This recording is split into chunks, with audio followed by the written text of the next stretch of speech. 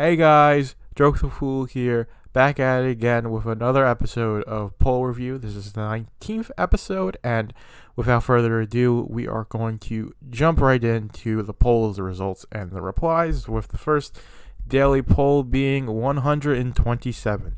Do you play ROM hacks? And this is one that I saw a modified version of Banjo-Kazooie working on Outset Island, the first area in Wind Waker, and you had someone put it in like Banjo and Kazooie, and it was like a Banjo Kazooie 64 level in like Outset Island, so it's pretty cool.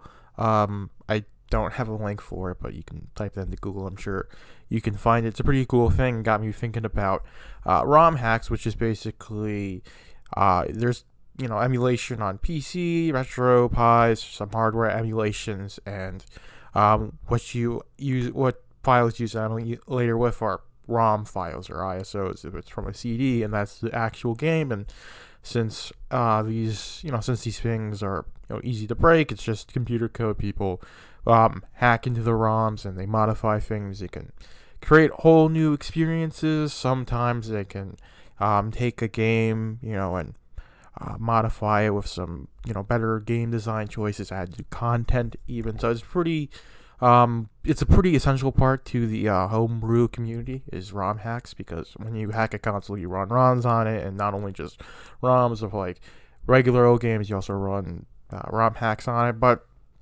I've never played a ROM hack myself. I have emulated games on PC, but I've never messed around with ROM hacks. I've seen a lot of people do that. It looks really cool, but I've never done it myself. So, most of you guys are in the same camp. 48% have never played a ROM hack. 6% have played. 6% play ROM hacks whenever you can. 9% play them sometimes. 22% play them rarely, and 12% used to play ROM hacks. So we're going to get into the results.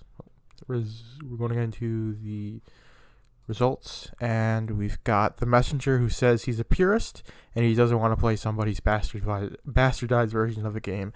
He uses emulators to play games in their original form. He's mostly used emulators for arcade games, since 90% of them have never come to console, and I can understand that.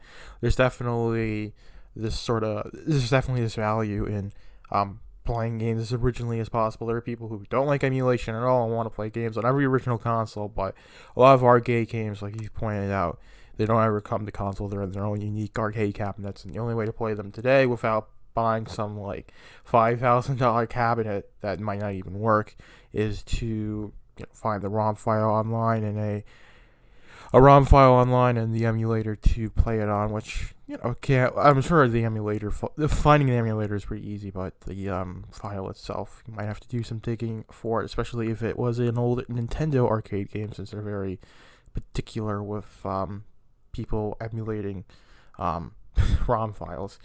But we're going to move into the next comment, and we've got it from Dub C, who says he thinks they're pretty cool. Castlevania 2 Simon's Quest had a cool ROM hack that made minor fixes and improvements, sped up the message speed for when the time of day changes, and retranslated some NPC dialogue to be less obtuse. Homebrew-wise, Castlevania has a lot of really cool ROM hack fan games, and this comment is basically, I think, it's really cool that people can take an old game from like the 90s and modernize it today. Stuff like this was happening like 10 or so years ago, I think. I'm not exactly sure, but it's the homebrew community is very big, it's passionate, and a lot of people like emulators for the ability to modify these game files and then make basically new games, or take old games and make them just that bit better to make them really, really good. So I think it's all good stuff, and I think WZ gets it. So we're going to move to daily poll 128. Do you play MMOs? And again, this isn't again, but I was just randomly thinking about MMOs, and I never asked people about if they play them, so I did this poll, and it's pretty I'd say pretty split. There's a good amount of answers into everyone, but 45% used to play them, 7% never played an MMO, 17% play them frequently, 11% play them sometimes, and 17% play MMOs rarely. So we're going to move into the first reply, which is from Necromancer X69, who says he played Warframe for more than 3,000 hours and he's currently playing Path of Exile, if it can be considered an MMO. Well, I don't know about Path of Exile, so if it is an MMO, then it is. If it isn't, then I guess it's not, but I'm not the person to ask you about that. And, obviously, with a lot of MMOs, they usually become huge time sinks because, you play it every day, you get on a schedule. People had like World of Warcraft schedules back in the day, apparently, and probably, a lot of people still do, of like when they do things, how, log in the morning, prepare for a raid, and then, when you play at a raid for how many hours with your friends, when you come home from work or school or whatever. It's all pretty understandable how invested you can get into these things, and I think if you're investing like, tons and like dozens and dozens of hours each week on an MMO, it's pretty easy to get burnt out and bored of it after a while and then move on to the next thing, which I think a lot of people have done, especially World of Warcraft, is because people played so much to it, they eventually just get tired of it, don't feel like paying for the monthly subscription anymore, and then they just move on to either another MMO or just other games in general. So we're going to go to the next comment from Thomas JCG, who says he used to play World of Warcraft and a few others, not worth the time anymore. And that was exactly what I was talking about in the before one, is that MMOs do, look at, they can get a lot of users, they can get them, to be really invested in the game, but after you are past that peak and then you plateau out, it's really, really hard to sort of grow back and reclaim that dominance because, there is only so many people who are ever going to be willing to play your game, especially if you're in a, RPG niche or niche, however you say it.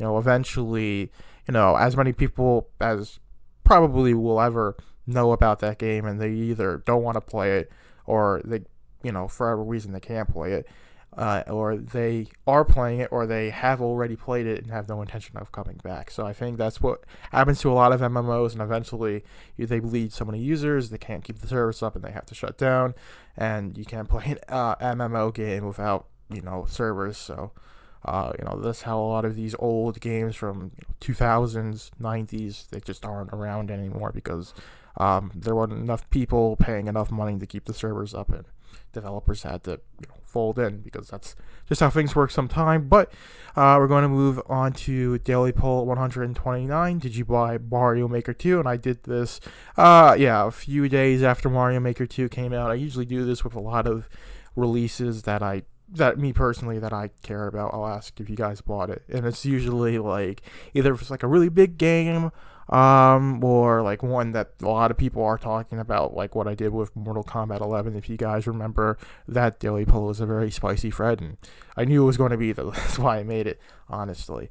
Because sometimes there's some topics that people are going to talk about, and you just want to see that discussion, which it's always pretty good. Sometimes it devolves a little, but for the most part, this community is pretty civil to each other, and I appreciate that a lot.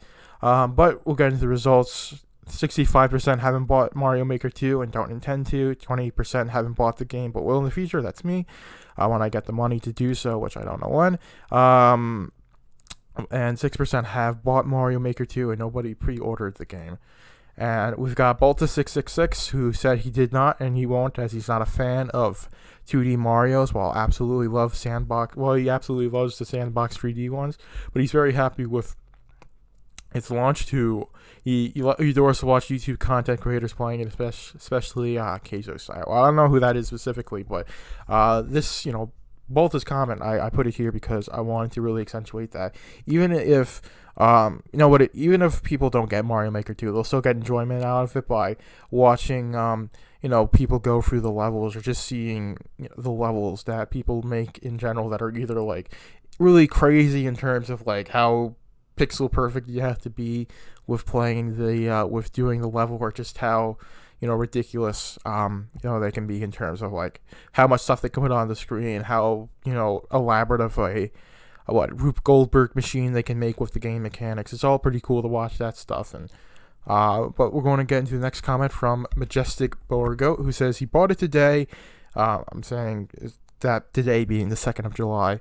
Having lots of fun making courses that are abominations to proper game design. One course he made is a giant mosh pit filled with the max number of enemies in the game. We'll let you put in a single course. The only way to beat is to catch a superstar that's running away from you at the very start and bulldoze your way through. Otherwise, you'll get grounded to hamburger by literal walls of enemies marching towards you and falling from the sky. So stuff like this is pretty funny. And when I get Mario Maker 2, I'm probably just going to mess around with the just mess around with the level creator and do stupid things, or sometimes make a level, probably just have fun and building these sorts of things and then playing the games too. So there's a lot of ways to enjoy the game, for the small section of people who really like doing game design with Mario Maker, to the people who just like to play it, or to the people who just like to watch to play it. I think it's a game that really encompasses it casts a really wide net in terms of who it can appeal to, and that net definitely isn't the same as the amount of people who would just play the game, which I think is a really cool thing. And it was really easy to see. It's really easy to see with Mario Maker 2, and it's really easy to see with Mario Maker, even because so many people made Mario Maker levels, or there was a lot of content for the original Mario Maker, and that was on the Wii U, and barely anybody had the Wii U. We're now on a platform that's as big as the Switch. People are going to go to town. It's going to be an amazing amount of content to sink your teeth into. But with that said, we're going to move on to the 130th daily poll. Do you want Sony to purchase more studios? And I did this because Microsoft, for the past 2 or so years, I'd like to say, has been buying studios as a sort of push with the next generation of consoles to actually have games on it. They'll all be on PC too, so that kills a really big section of people who would actually go and buy, because I just built a really nice PC about 3 weeks or so ago, so I've got no reason to buy an Xbox Scarlet, because all those exclusives will be on my PC, and they're probably going to run better, and even if they don't, I can upgrade pretty easily. But I won't get into all the advantages of PC. I'm sure most people already know that. But with the PS5, I have a PS4, so there's always the fact that my PS4 games will probably run better on it, and that's the reason to get it. But there's also Sony's got a lot more. Sony has actual exclusives, and they have a lot more than Microsoft does. And Sony did say that they want to purchase more studios, that they're in talks to do so.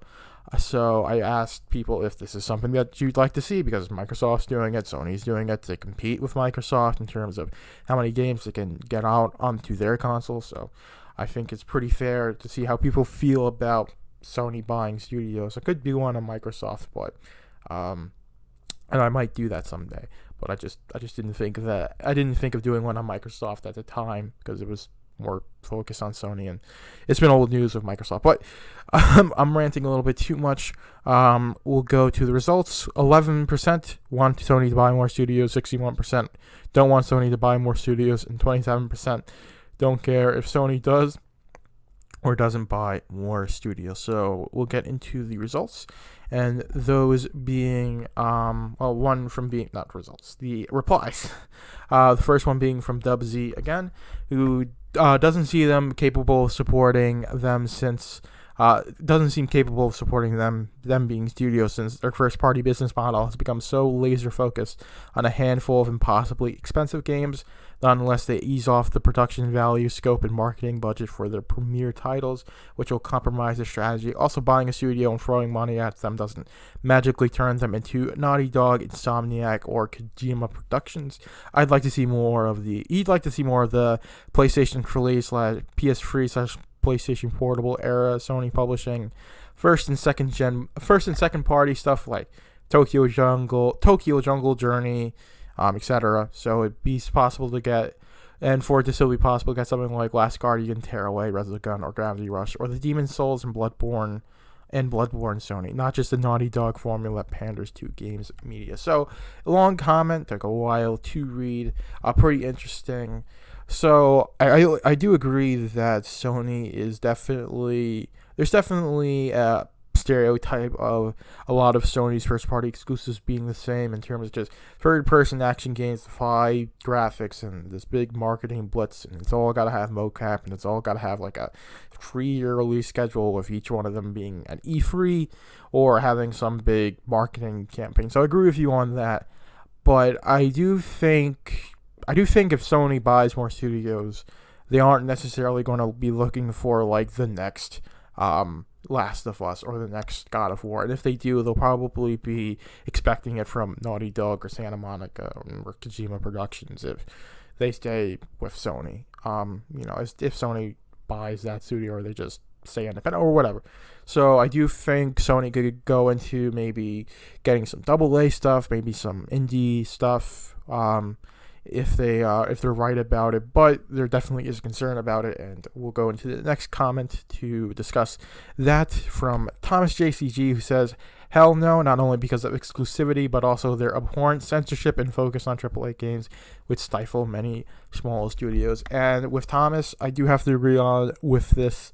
These censorship policies from Sony are a big concern about them buying out studios and them being able to make their creative vision. I do think Sony isn't going to necessarily buy out like a Marvelous or Marvelous, who makes the Senran Kagura series, or like any of those developers. They'll probably go for like games that are a lot safer, or like they'll have offensive content or mature content, but it'll be more stuff like Mortal Kombat, like violence, gore, maybe the doing quotation marks deep adult stories that stuff like people say Last of Us has got a good story, but it's like mature character interactions, however you feel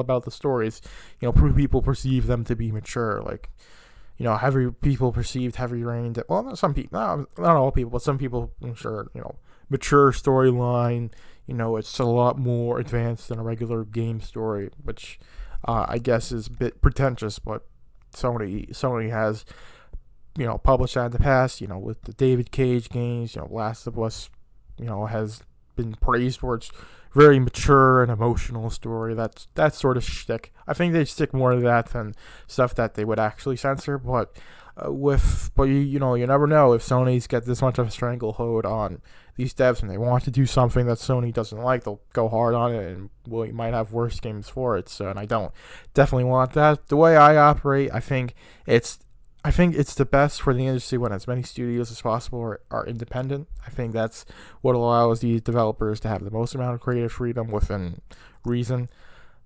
And I think that's the direction I want to see, the industry grow, with not having corporations have their stranglehold on all these companies. Because think if the Madden dev team wasn't associated with EA and they had the license for NFL, we'd probably have a lot better Madden games. Just as an example.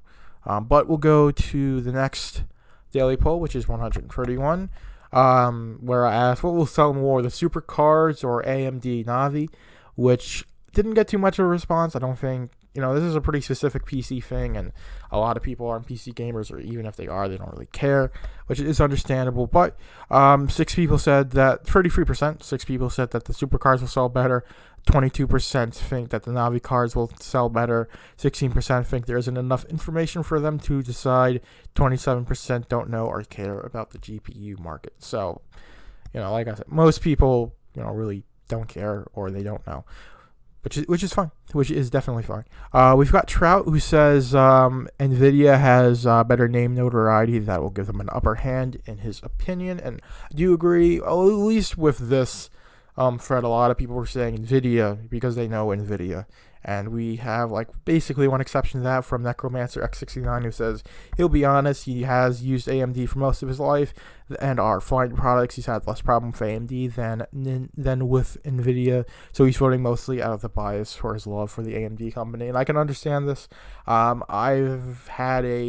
been using NVIDIA graphics cards since 2012. I had the 650. I saw the Hairworks demo on it, really fell in love with it. Then I got the 970. I was playing Witcher 3 on it, and Rise of the Tomb Raider, and those games look really well. So I was very much invested in the way NVIDIA does, all the cool stuff that NVIDIA does with their graphics technology. They got a 2080 in this computer now, and it runs really well. It's got ray tracing, looks really, really good, and I really like it a lot. So, but NVIDIA's cars are really expensive. They're a bit arrogant with how they release things. So hopefully AMD can compete with them in the high end market, because I think that's where they make the most of their money from like the 2080 Ti, the 2070 to the 2080. Those 2080 Ti is where I would guess they'd make the most of their money in terms of profit margins from those pre-product classes. The high end, we'll say the high end.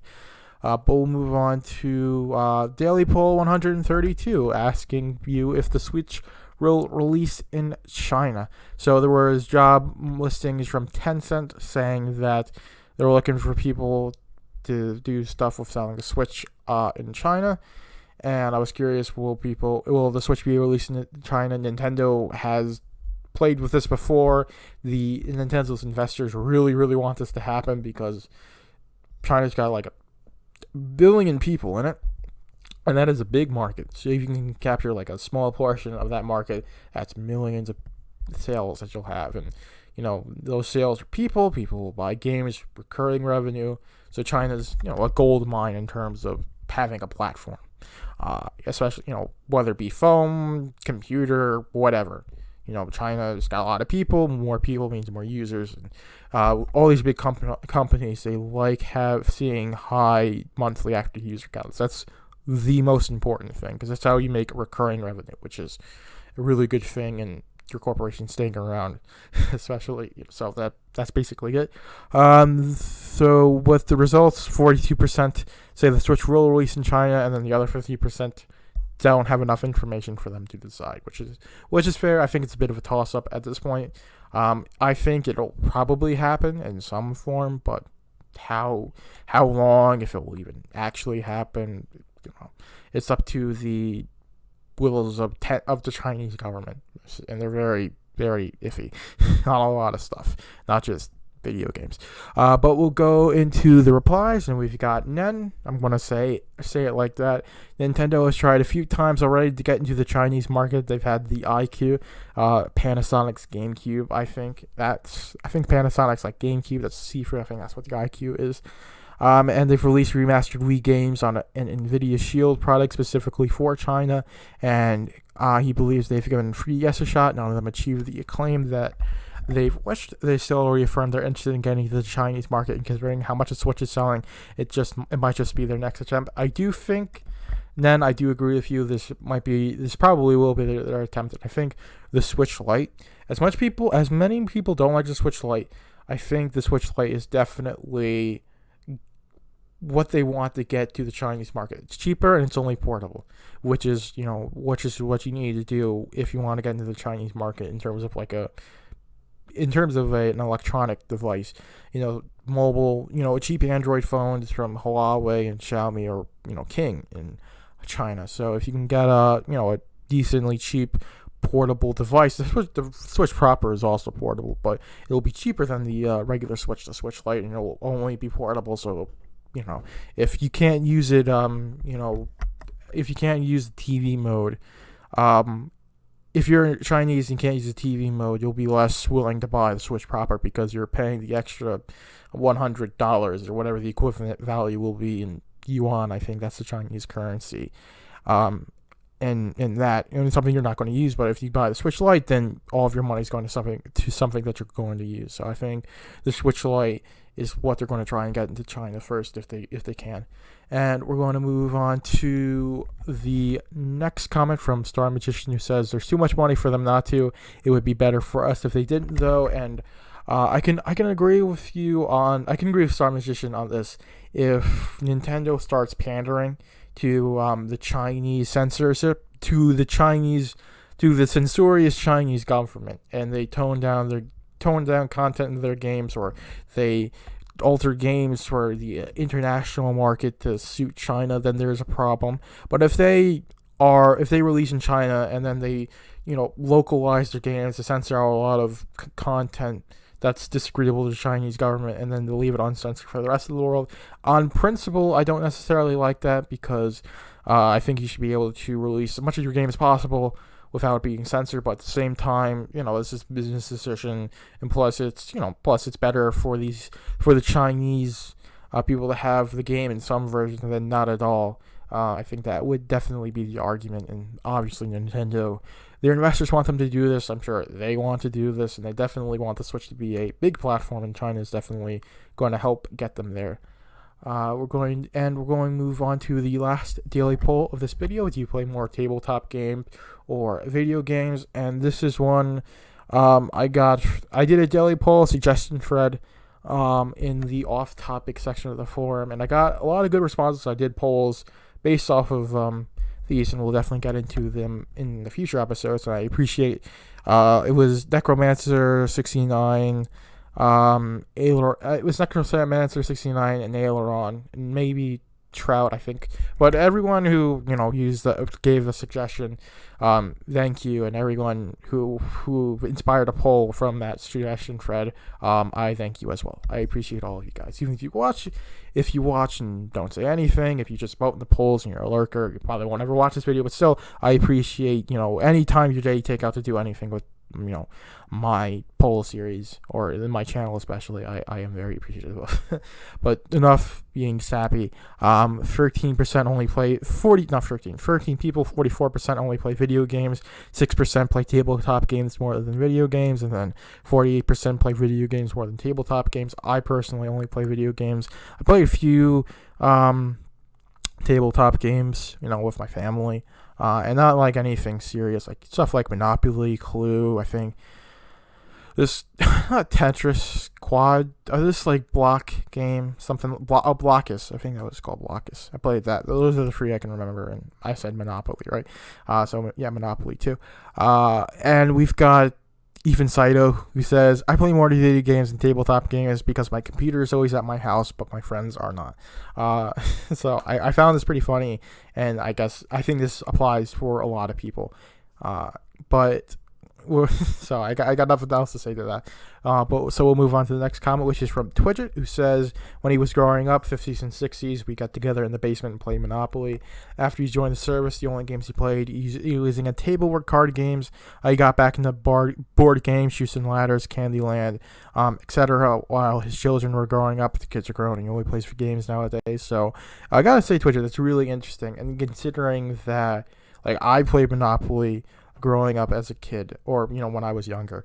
I still am a kid in a lot of ways, to be honest. But when I was a young kid, I played Monopoly. So I think something like Monopoly just amazes me in terms of how long of a thing it's been, and how many people it's affected, and it's still mostly the same, I imagine, than there was before. But I do feel really bad for you, Twidget. You never got to play Monopoly as a kid in its prime, and always needed, always the only pure way to play Monopoly, and that's Fortnite Monopoly. I feel really bad for you, Twidget. It must have been terrible for you, especially with the walking uphill both ways in school bare feet. You didn't get to play Fortnite Monopoly in the 50s and the 60s. So I'm very sorry with you. And with that apologetic tone, I am going to end the video for today. So thank you guys for watching the video. If you liked it, you can like it. Dislike it, then dislike that too. Subscribe if you want to stay around for more. I've been Joker the Fool. This has been Poll Review, and I am going to sign off right now. So thank you for watching.